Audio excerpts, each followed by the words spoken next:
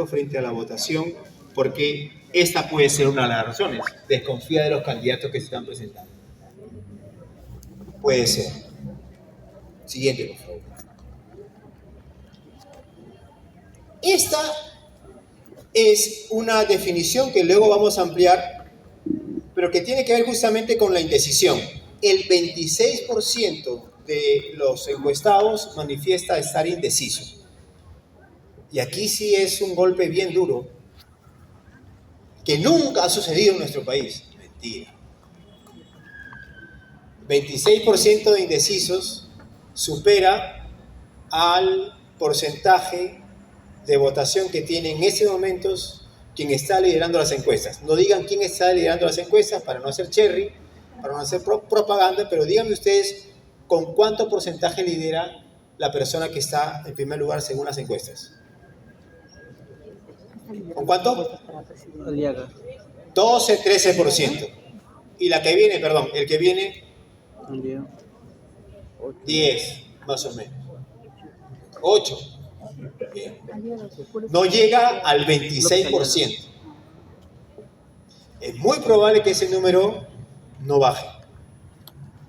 O sea, 26% de lo que vamos a ir a votar está indeciso, y lo más probable es que sean votos nulos o blancos, viciados. Ojo al piojo. Y la historia parece que se repite. O se repite simplemente. ¿Cierto? Bueno.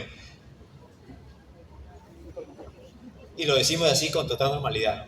Se repite la historia. ¿Cómo nos sentimos frente a esa realidad? Desilusionados. Desconcertados. Tristes. Impotentes.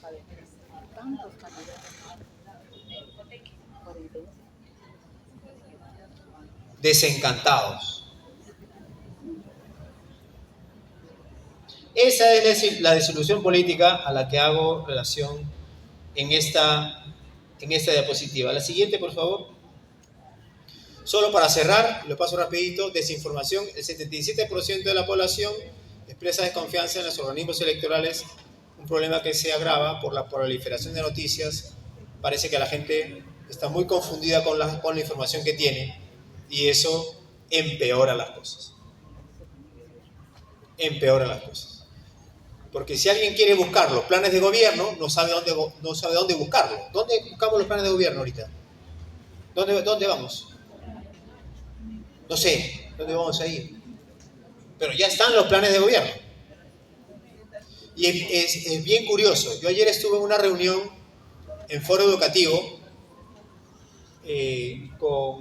con 4 especialistas para definir 3 preguntas que le vamos a hacer a 4 agrupaciones políticas que están postulando a la presidencia y al Congreso. Y tenemos los planes de gobierno de estas 4 agrupaciones políticas, que no voy a mencionar, pero no son los mismos planes de gobierno que están colgados en el Jurado Nacional de Elecciones. Entonces yo les digo, a ver, compañeros, si es gente mayor, estamos hablando de gente, yo soy más joven, tengo 52, está Manuel, Dina, Nelly y Nélida, fácil, ahí están entre los 60 y los 80 años. Yo digo, a ver, compañeros, le digo, ¿qué hacemos con eso? Porque lo primero que tenemos que decirles es que ¿por qué no han subido? Es que están afinando los planes de gobierno. Y no está mal. Pero para nosotros, que buscamos información frente a tanta desinformación, ¿qué tenemos? Que tocarle la puerta al partido político y decirle, por favor, dame la última versión de tu plan de gobierno. No la van a dar. Se la van a dar a foro, porque es Miguel Higuiñez o Manuel Higuiñez el que está pidiendo, porque es Dina, porque es Dina Kalinowski, porque es Nelly Clow, porque es Nélida Céspedes. Pero cuando vamos cualquier, como se dice vulgarmente, hijo de vecino a tocarle la puerta, ahí está colgado, pues. Pero es importante ir a buscar los planes de gobierno para estar informados, por lo menos. O sea, digo, es lo que habría que hacer. La siguiente, por favor.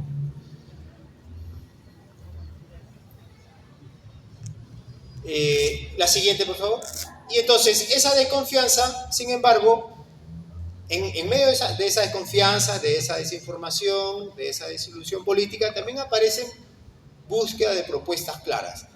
Casi todos los analistas políticos en las últimas semanas, cuando han ido haciendo comentarios sobre las elecciones, están de acuerdo en que la población busca propuestas claras. La ciudadanía demanda candidatos que ofrezcan propuestas concretas y viables, alejadas de falacias políticas frecuentes. Hasta allí no hay problema. El problema es a qué nos referimos con propuestas concretas y viables. Porque si viene alguien que nos va a decir de que vamos a tener en 5 años un tren que va desde Tumbes hasta Tacna, está bien, ¿no? Tremendo megaproyecto, ¿cierto? Perú al primer mundo, genial. Pero mi pregunta ¿es eso realmente necesario hoy? Y la siguiente pregunta que tendría que hacer es, ¿a quién beneficia un proyecto así?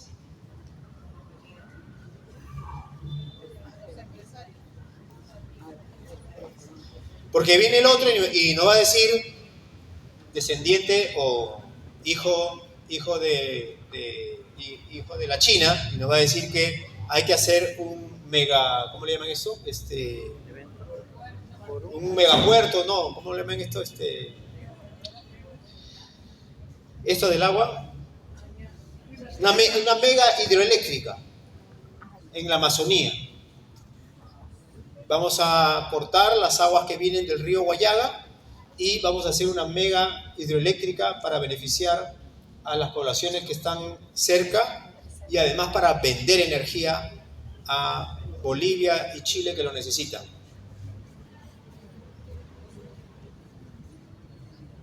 ¿Qué hacemos? ¿Le decimos que sí? ¿Es una propuesta concreta y viable? Sí, es viable, pero ¿es necesaria?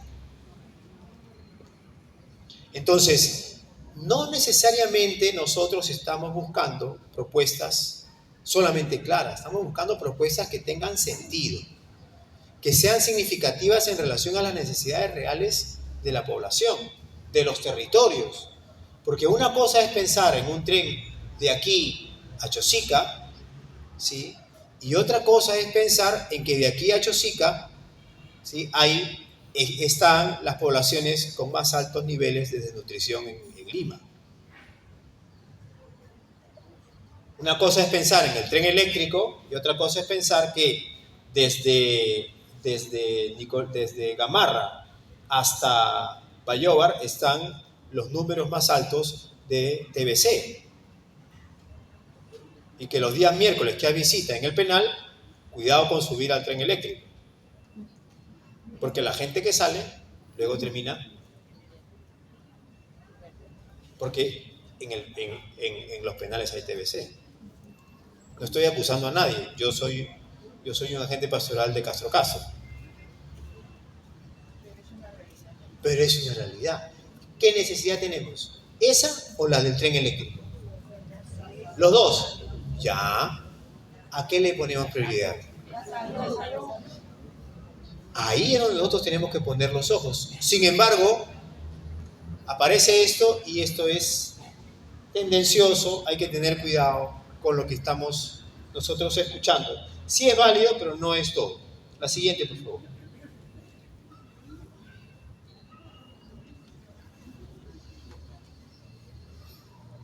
Entonces, aparecen dos elementos que también tenemos que mencionar en relación a esta casi democracia o antidemocracia. La siguiente. El creciente individualismo autoritario. No hemos tenido, por lo menos en los 40 años de conciencia que tengo, tanto autoritarismo y tanto individualismo juntos. en los últimos 5 años, quienes han estado ostentando el poder nos han demostrado una y otra vez, ya lo venían demostrando, pero en los últimos 5 años nos han demostrado una y otra vez que cuando ellos están allá arriba tienen el poder completo. Y lo han demostrado con las botas en las calles.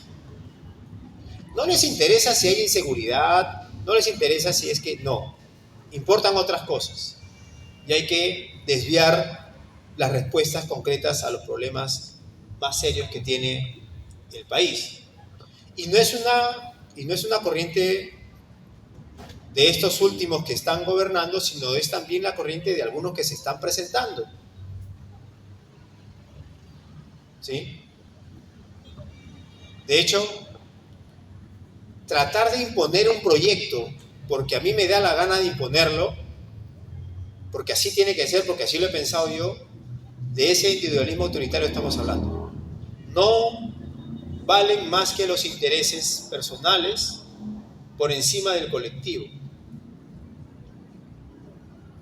Y si en el colectivo hay gente que no tenemos que tomar en cuenta, escuchen, no tenemos que tomar en cuenta, entonces hay que sacarla de acá, porque están estorbando. Y no es del Perú, sino es también de América Latina. Y no es de América Latina, sino es también de diferentes partes del globo, sobre todo del hemisferio norte.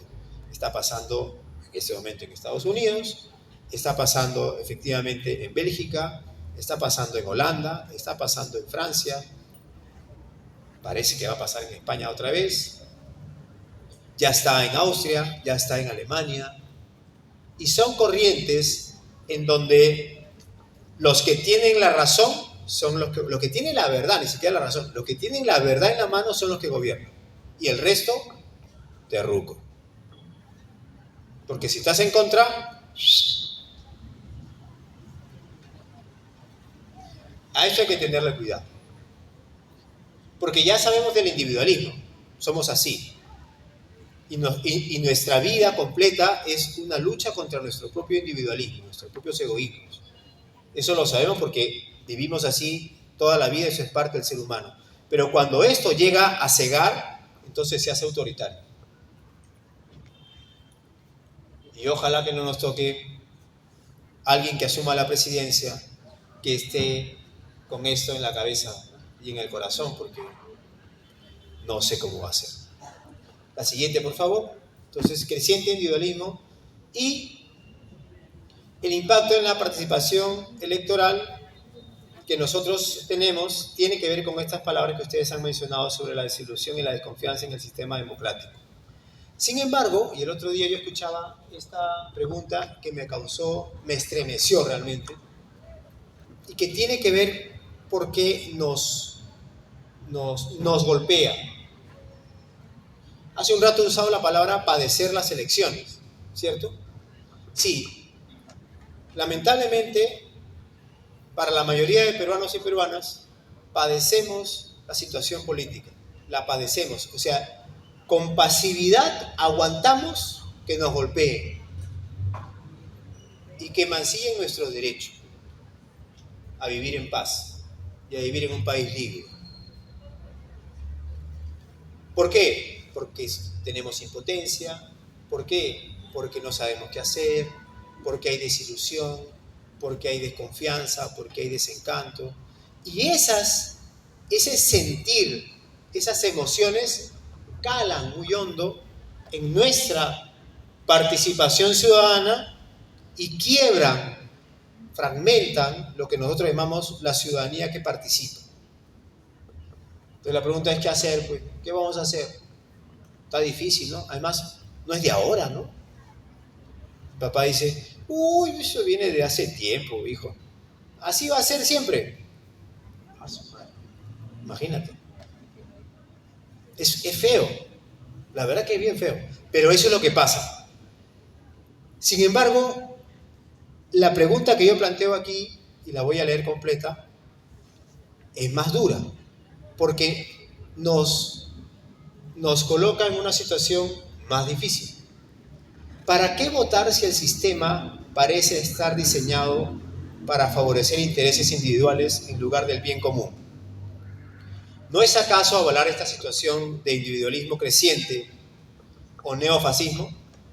¿Debemos avalar una democracia que ha dejado de garantizar las libertades elementales, los derechos ciudadanos y es incapaz de representar las demandas ciudadanas? O sea, ¿vamos a ser cómplices? ¿Cómo vamos a ir a votar? Y ahora sí, desde la siguiente, por favor. Desde nosotros, desde la iglesia. ¿Así vamos a ir a votar? Porque si vamos a votar así, cualquier voto que tengamos es un voto cómplice. Yo no estoy diciendo que no vayan a votar, ¿eh? No vayan a decir terruco, comunista. No va por ahí el asunto. Porque la pregunta contrasta nuestro ser comunidad cristiana, en este caso de la Iglesia Católica. Y nos obliga a sentarnos y a conversar, a buscarle una respuesta y un sentido en medio de nuestra comunidad. Si como comunidad eclesial vamos a votar con ese sentido, con ese sentimiento de desilusión política, o vamos a votar de otra manera. ¿Cómo vamos a ir a votar? Eso es lo primero, más allá de los criterios que nosotros necesitamos para poder visualizar por quién vamos a votar, por quiénes. Lo primero es cómo es que llegamos al acontecimiento ciudadano, en este caso democrático. Y para eso tenemos que hacer la pregunta: ¿tiene la Iglesia una respuesta a la actual crisis en nuestro país? ¿Qué piensan ustedes? No. Sí. ¿Cuál? Si tiene una respuesta, ¿cuál? Levante la mano y dígalo en voz alta. Hermano.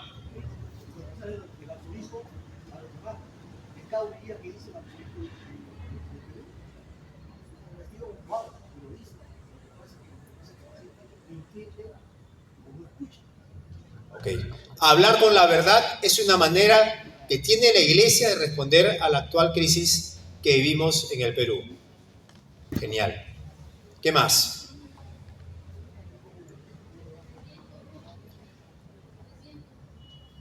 Defender el bien común, buscar el bien común.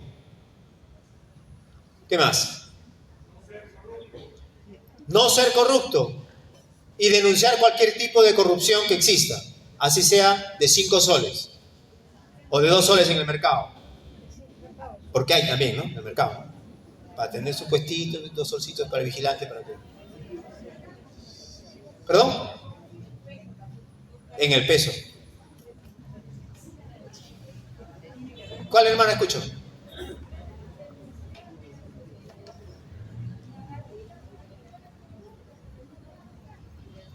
Claro, no nos hacen caso y nos quedamos entonces así, pues no nos hacen caso, pues ya está. Bueno, esa no es la respuesta de la Iglesia. La respuesta de la Iglesia, y aquí está un poquito, ¿sí? Es una respuesta global. La Iglesia Católica, desde la doctrina social de la Iglesia, tiene respuestas globales. Y entonces los principios fundamentales de la doctrina social de la Iglesia para que una sociedad pueda vivir bien tienen que ver con bien común, tienen que ver con hablar con justicia, hablar con la verdad, buscar la justicia, denunciar la corrupción, solidaridad, subsidiariedad, diálogo, ser puentes. Y eso lo tenemos nosotros porque la Iglesia responde a la misión de Jesús. La Iglesia, desde la misión de Jesús, tiene una respuesta económica, tiene una respuesta política y tiene una respuesta cultural. Porque la evangelización, el evangelio, no es un evangelio para los individuos. No es una buena noticia para los individuos, para mi espíritu, para mí. Qué rico que está aquí con Dios, yo abrazadito aquí. ¿Sí? Eso sí, está bien. Pero no es para mí, es para vivir en la comunidad, y la comunidad es la expresión máxima de la misión de Jesús. Y entonces Jesús, saliendo del desierto, entró en la sinagoga, desenrolló el libro de Isaías 61 y leyó: el Espíritu del Señor está sobre mí, y he venido a anunciar la buena noticia a los pobres. Esa es una propuesta global, pero económica.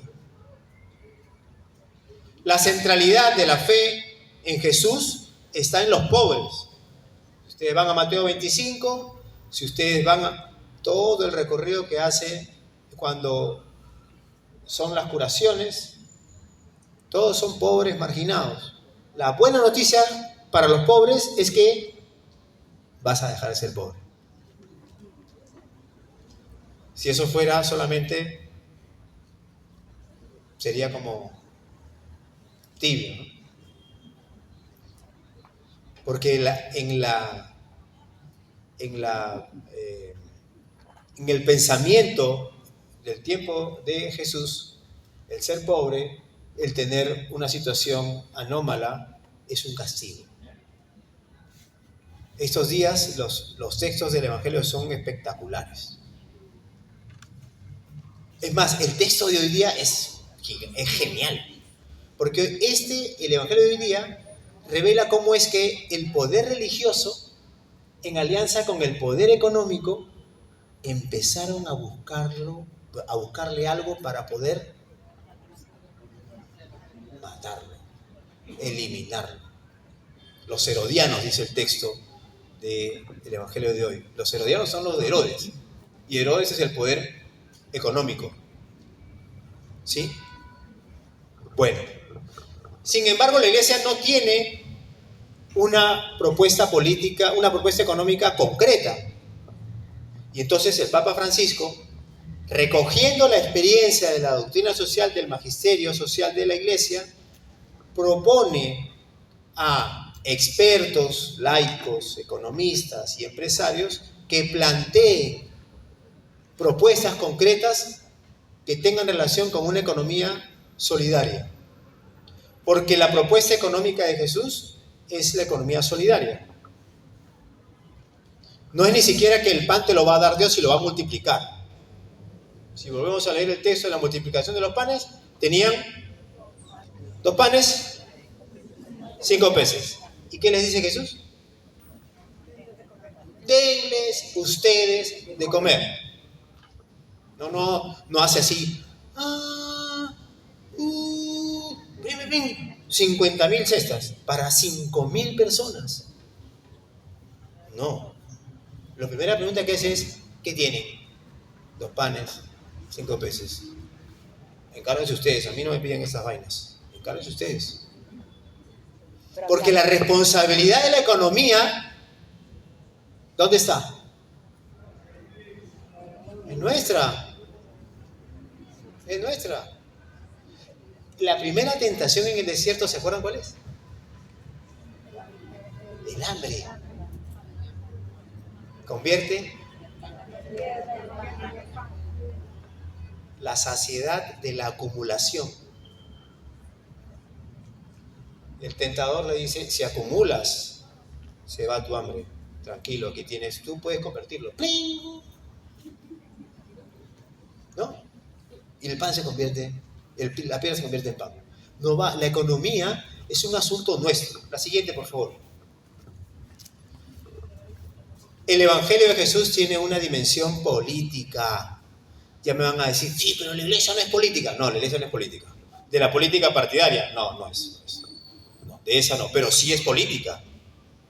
Porque la política es esa acción por la cual los seres humanos nos relacionamos. Porque tú tienes dignidad, yo tengo dignidad, y todos estamos así, igualitos, horizontal. Aquí no hay nadie arriba ni nadie abajo, todos estamos aquí.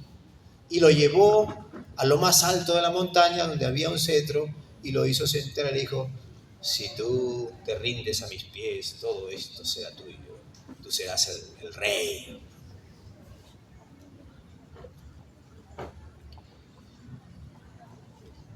Esa es la tentación política. Pero la respuesta de Jesús dice, debajo de él, todos somos iguales, papito, tranquilo. Todos somos iguales.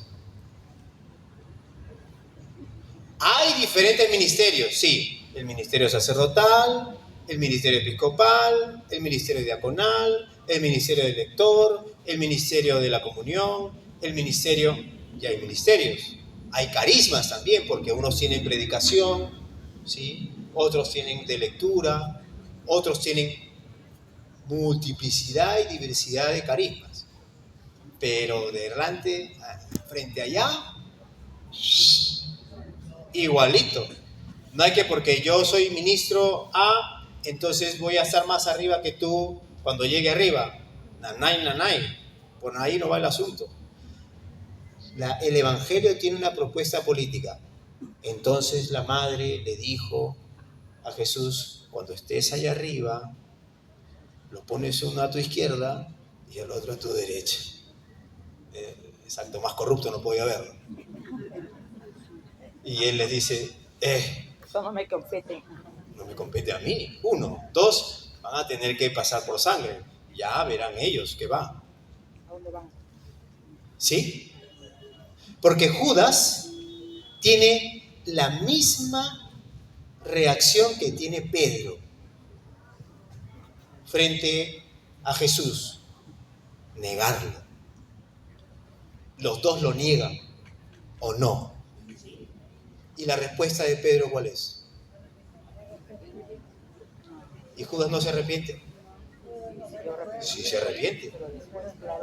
Claro, la tradición dice que por eso se mata. ¿Por qué Pedro no se mata? Porque cree en la comunidad. Si Judas vuelve a la comunidad lo acepta. Pero como creía que ya estaba todo negado y que él era menos que el resto, se pierde todo. Pedro vuelve porque dice, yo soy con ellos lo mismo. Sinodalidad, comunión y participación. La propuesta del Evangelio es una propuesta política. Vino a proclamar la liberación a los cautivos, la visita a los ciegos y liberar a los oprimidos. Y una de las cosas que tiene la doctrina social de la Iglesia desde Vaticano II, bueno, desde antes, pero concretamente desde Vaticano II, es formar liderazgos para la política.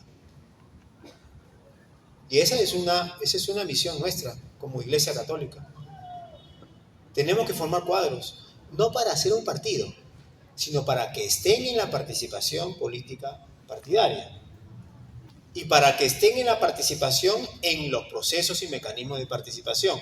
Presupuesto participativo, ¿cómo se llama esto? Vigilancia ciudadana, colectivos, movimientos, ahí hay que estar. Porque la vida política es nuestra, de nosotros que estamos aquí. Del ministro sacerdotal, no. De la iglesia completa, tampoco. Pero sí es nuestra. ¿Dónde damos testimonio de comunión y participación si no es en el ámbito político?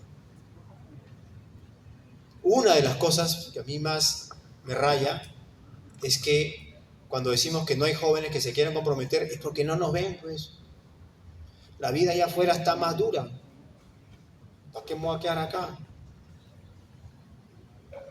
Pero si nos vieran allá afuera, estarían acá.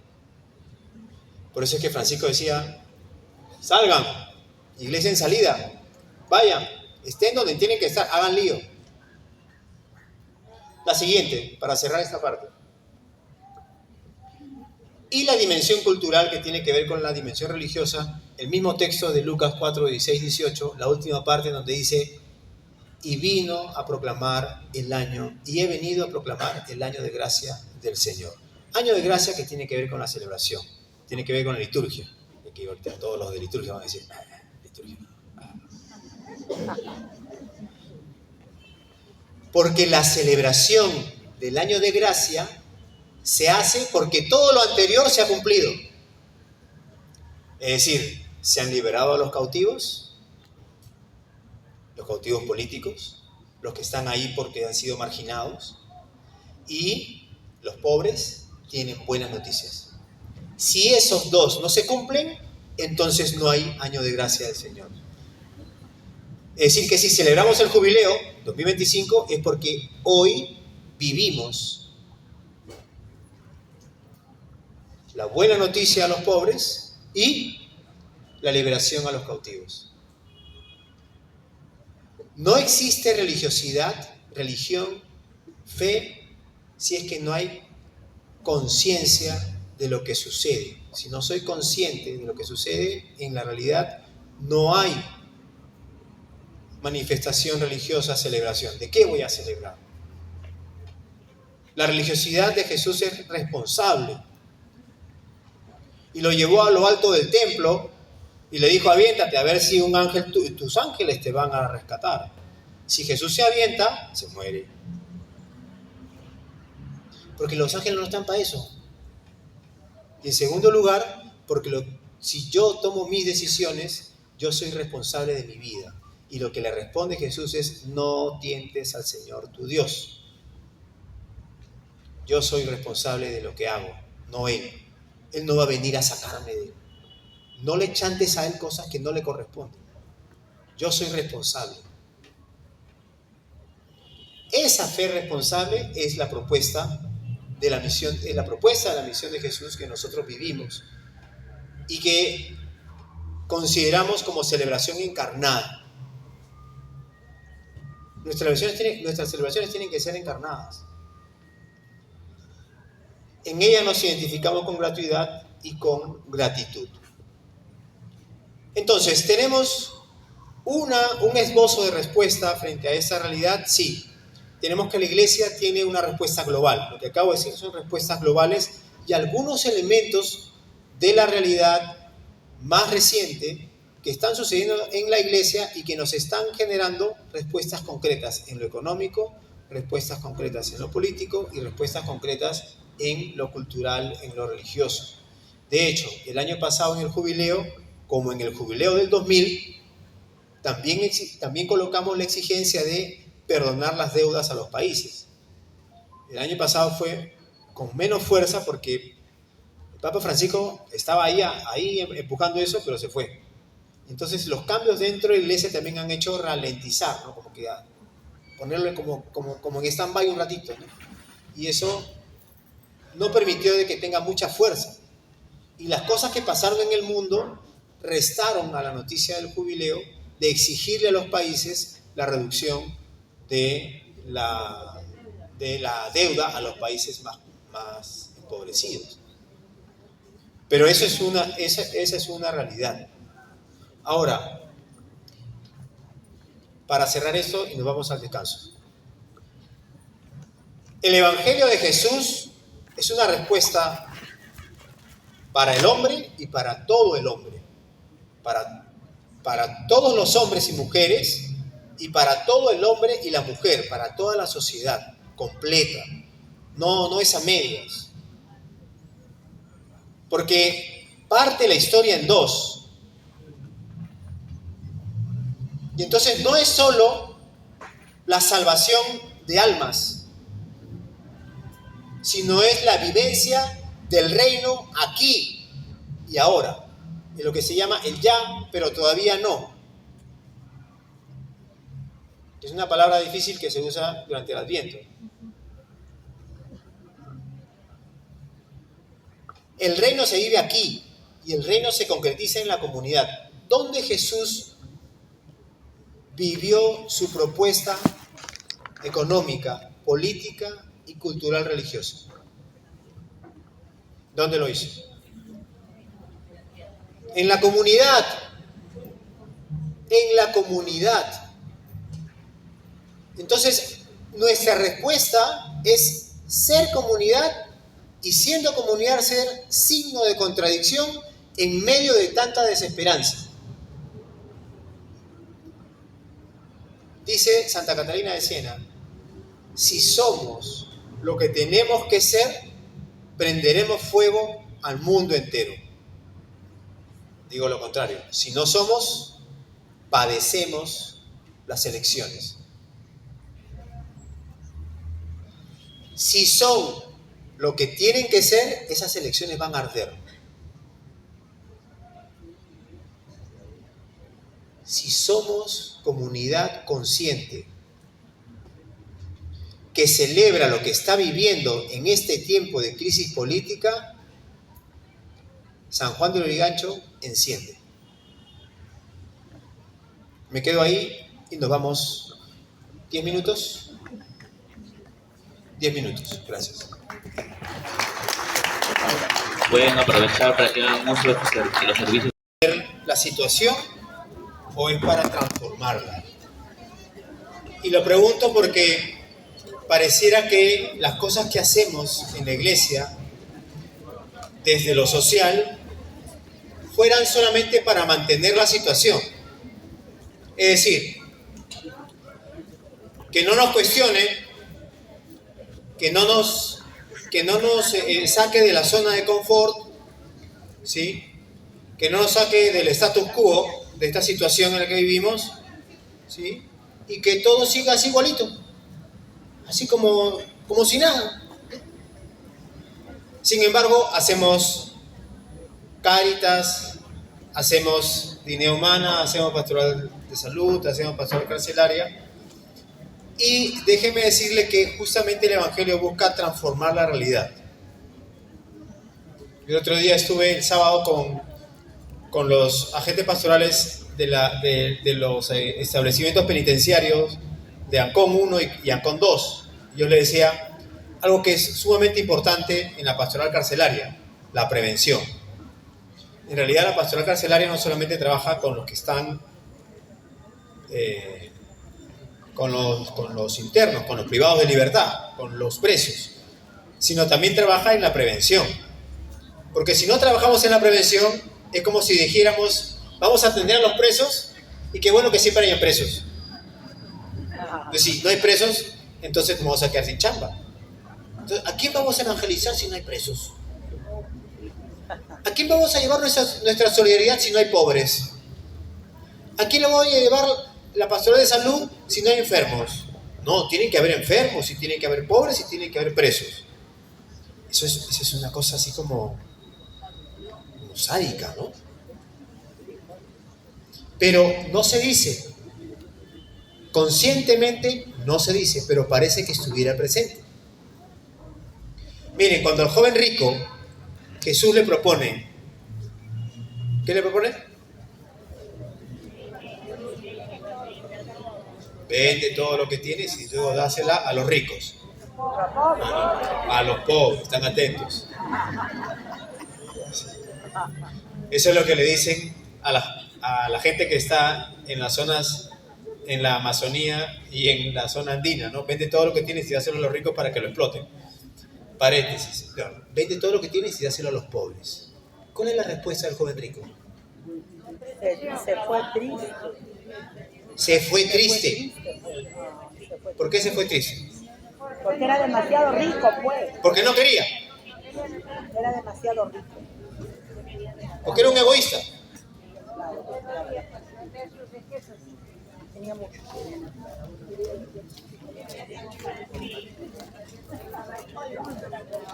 Porque se encontraba en la misma situación en la que estamos nosotros y nosotras. Desilusionados, desencantados, desconfiados, tristes e impotentes. Si ya cumplí los 10 mandamientos y cumpliendo estas cosas no cambian, tú me pidas encima que venda lo que tenga y que se lo dé a los pobres, ¿y eso en qué va a ayudar? Si siempre va a ser igual. Los pobres siempre van a existir. Y los enfermos siempre van a estar. Y los presos siempre van a estar ahí. Se fue triste. Porque lo que le decía, para él no tenía sentido. Y el Evangelio, señores y señoras, si no le da un sentido nuevo a la sociedad, no es evangelio, buena noticia. O es buena noticia o no es evangelio. Así de simple y de radical es la misión de Jesús. ¿Qué era lo que vivía el joven rico? Pasa a la siguiente, por favor. Esta situación que en el Evangelio se repite varias veces. Cuando dice, ustedes lo encuentran como incredulidad. No creía en Jesús. Por eso es que dicen, es que no quería vender sus cosas. No, porque la expresión que le han traducido es incredulidad.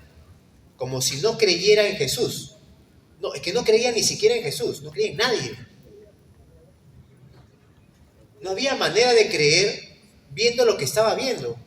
O sea, lo que nos pasa a nosotros y nosotras es que nos están exigiendo creer viendo lo contrario. ¿Cómo me vas a decir, Severando, de que la buena noticia del Evangelio tiene que transformar la realidad si eso no es posible? Sin embargo, tenemos que creer viendo lo contrario. La desilusión, el desencanto, el hartazgo, ya estamos cansaditos, ¿no? Ya hasta aquí. Hasta aquí.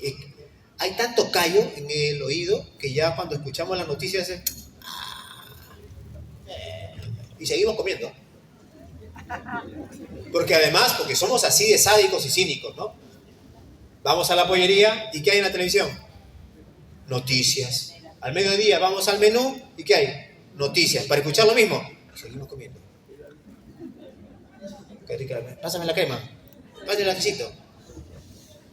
Estoy caricaturizando una realidad que vivimos. El Evangelio nos muestra esa realidad que nosotros vivimos.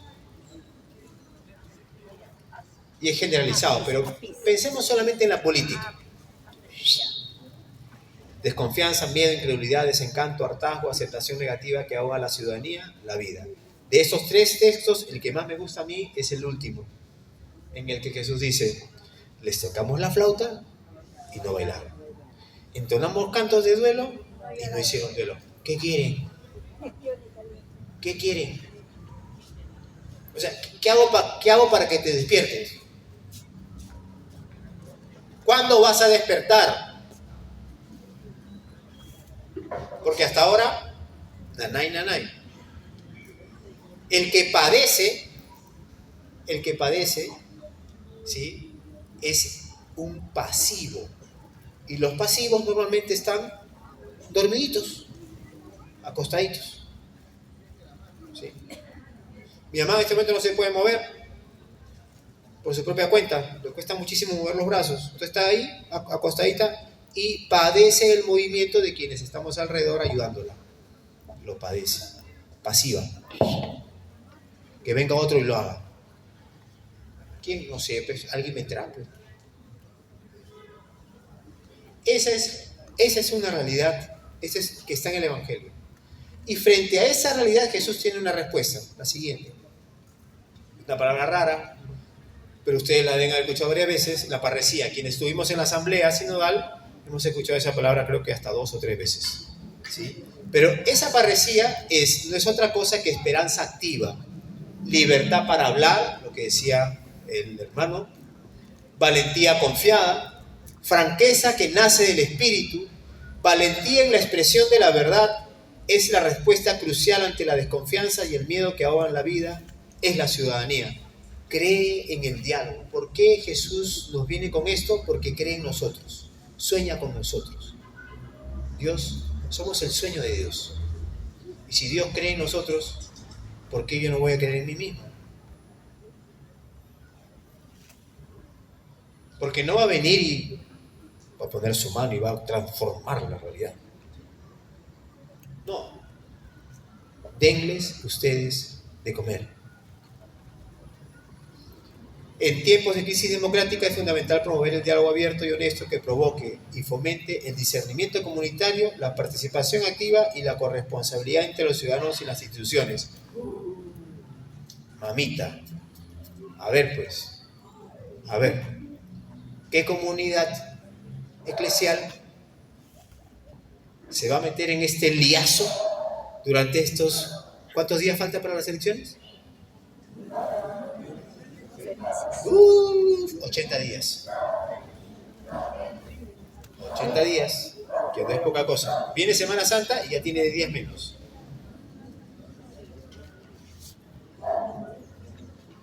Tenemos 80 días para esto. Esta es la respuesta del Evangelio, esta es la respuesta de la Iglesia. Hoy. Porque, la siguiente por favor, nosotros no buscamos vivir en desilusión, ni le vamos a decir a la gente, ni entre nosotros mismos, vamos a plantearnos la pregunta, ¿cómo hacemos para seguir viviendo así nomás? Que no pase nada, porque está difícil, pues, ¿no? ¿Qué vamos a hacer? Ya estamos viejos para eso ya que vengan los jóvenes, ¿sí? Estamos llamados a pasar de la desilusión a la esperanza activa. Hacia allá estamos convocados y convocadas, hacia acá. La transformación viene de la desilusión a la esperanza activa. Si nos quedamos aquí, hola hermanito, ¿cómo estás? Si nos quedamos aquí, ¿cómo estás? ¿Qué tal? Déjame. Déjame. No se vaya a caer. Si nos quedamos en la desilusión, pasa lo que dice Juan 23 cuando inaugura el Concilio Vaticano II. Al parecer, en nuestra iglesia existen profetas de calamidades. Y no queremos ser profetas de calamidades, porque el profeta de calamidades está acá, no sabe qué hacer y considera que no hay nada más que hacer. Todo es desgracia y crucifixión. No hay resurrección. La encarnación no tiene sentido. El Jesús no es de aquí, es de allá arriba. Y la experiencia eclesial entonces tiene una nota característica en la medida en que se reconoce en desilusión o se reconoce en esperanza activa. Y la experiencia de iglesia tiene características diferentes si se reconoce en el individualismo o en la sinodalidad. Porque la sinodalidad como palabra nos ha llegado, pero lo que teníamos de antes y desde siempre es la comunión y la participación.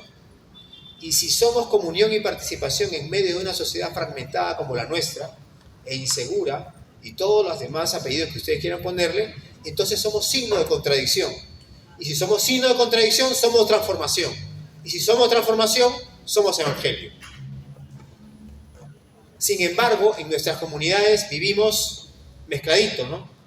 Vivimos desilusión con individualismo autoritario, vivimos desilusión con sinodalidad, vivimos esperanza activa con individualismo comunitario, queriendo en algunas comunidades llegar a la esperanza activa con comunión y participación.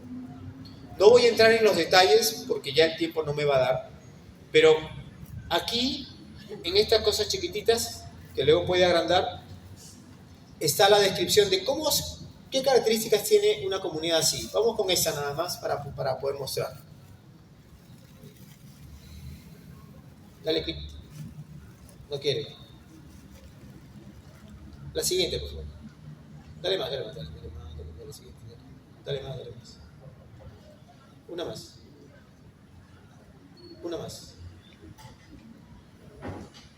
No, estaba bien entonces. Yo era que estaba errado. Pensé que habían otras. Dale retro. Sí, por favor. Hasta la primera, sí. Para ver el contraste. 2 más. Esa y la siguiente. Entonces, una iglesia que vive en desilusión y además en individualismo comunitario, cualquier parecido con alguna realidad o alguna comunidad, algún grupo de la parroquia, no es pura coincidencia. La iglesia que se repliega y controla. La iglesia que actúa desde el miedo a perder poder o estabilidad. Se gobierna de manera cerrada, sin escucha real, y se evita una palabra clara ante la injusticia. La fe se reduce a doctrina defensiva y la autoridad se ejerce sin credibilidad. La comunidad se acostumbra al silencio y la prudencia se convierte en excusa para no arriesgar. El evangelio queda domesticado. La ruptura entre el Evangelio y la cultura es sin duda el drama de nuestro tiempo, y esto lo dice Pablo VI, que no se ve aquí, en la Evangelii Nuntiandi. Esto no lo estoy diciendo yo, solamente estoy describiendo la realidad que Pablo VI está diciendo. Yo lo estoy colocando ese cuadrante. Pero esta es una realidad. A veces nuestras comunidades se enconchan, ¿no? Como el caracol, ¿no? Cualquier cosa que aparezca, más adentro. Porque todo lo que está afuera me afecta. Y lo que está adentro está bien. Y lo contrario es la sinodalidad con esperanza activa. Dale, tres más. 1, 2, 3. Ahí. En donde la iglesia discierne, habla y camina. Donde el diálogo es el camino, es el puente. Existe un horizonte evangélico. La iglesia escucha el clamor del pueblo, discierne comunitariamente y habla con claridad y valentía, aún asumiendo costos. La autoridad nace de la comunión. La palabra es creíble porque brota del caminar juntos y se encarna en decisiones concretas en favor de la vida y la dignidad. Y lo que dice Francisco aquí es cosa seria. La sinodalidad es el camino que Dios espera de la iglesia en el tercer milenio. El signo de contradicción del tercer milenio es que seamos comunión y participación. ¿De qué? De la transformación económica, política y cultural que necesita, en este caso, nuestro país. Ahora, concretamente, la siguiente, por favor. Tenemos estas claves para el discernimiento. Primero, hay tareitas, ¿no? Analizar los planes de gobierno, participar en foros de debate preelectorales, participar en foros, se repitió, no alinearse con una corriente de opinión, saber que en la diversidad puedo encontrar elementos que pueden sostener mi punto de vista y el punto de vista de la comunidad desde el discernimiento.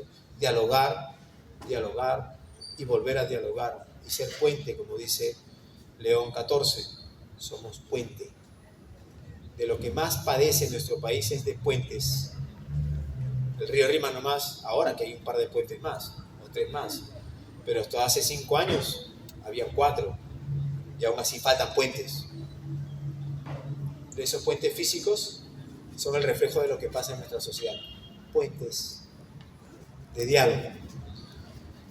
Si vas a encontrarte con los planes de gobierno, si te atreves a ir a votar con esperanza activa a las elecciones, con la esperanza de Jesús, con la esperanza del Evangelio, consciente de que estás haciendo transformación en la iglesia y con la iglesia, entonces mira la integridad y la lucha contra la corrupción que aparece en ese plan de gobierno. Observa si hay interés por el bien común y el buen vivir. Reconoce si es que esas personas tienen liderazgo solidario para con los pobres. Revisa si es que realmente su propuesta está al cuidado y la protección de la vida humana, y no solamente de la vida humana, sino de la creación completa.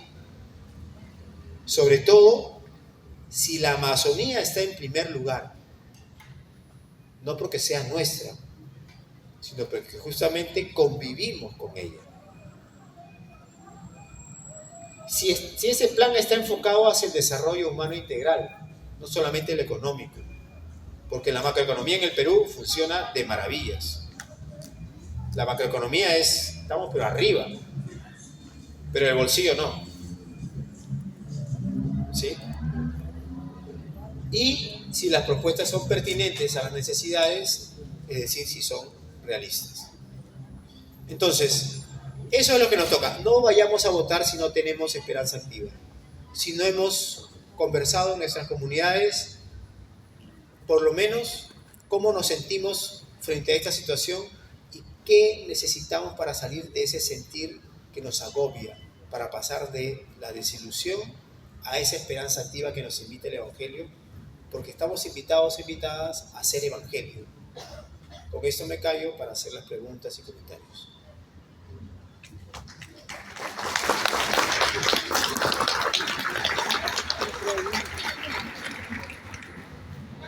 Hermanos,